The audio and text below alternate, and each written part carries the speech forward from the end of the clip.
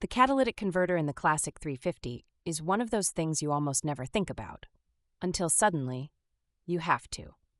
People tend to assume it's just a box bolted onto the exhaust, quietly making things cleaner behind the scenes. So, what does it actually do? It basically takes all the nasty stuff your engine pumps out, carbon monoxide, hydrocarbons, and nitrogen oxides, and magically turns a big chunk of them into less terrible things like water vapor and carbon dioxide. It's like air pollution's last chance security guard. A super common headache. People love the thump sound of the Classic 350, but the stock catalytic converter definitely dulls the roar a bit. Yes, removing it gives you that retro punch, but you're also throwing emission standards out the window and risking a heavy fine in a lot of places. Here's where it gets tricky. Over time, your catalytic converter can actually get clogged up. Sensation you'll immediately recognize. Bike starts to feel sluggish, throttle response goes soft, and sometimes you smell something weird, like rotten eggs, which is literally sulfur that didn't get converted. Now, if you're thinking you'll just swap it out on a whim, it's not quite that easy. On the Classic 350, the catalytic converter is welded right into the exhaust assembly. So replacing one isn't as simple as unplug and play. You're looking at either professional help or wielding your own angle grinder. Step 1. Locate the converter. On the Classic 350, it's usually that wide bulge in the exhaust pipe right after the header.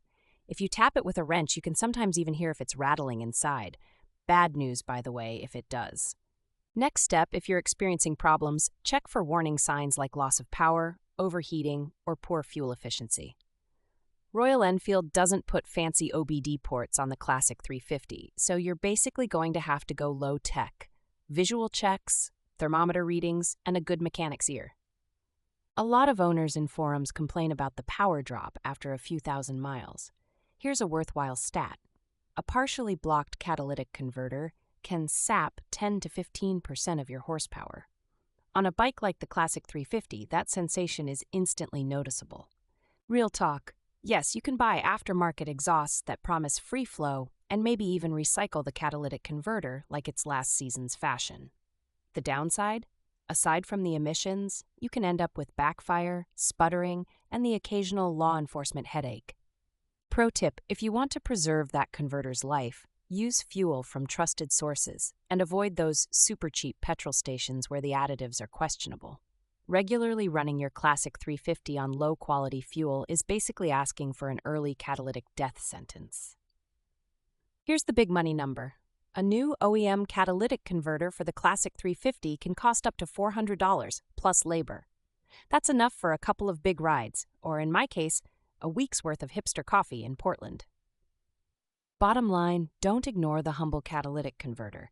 Sure, it's not the sexiest part of your Classic 350, but if it goes bad, your ride is never quite the same. And you might just end up missing that muffled thump after all.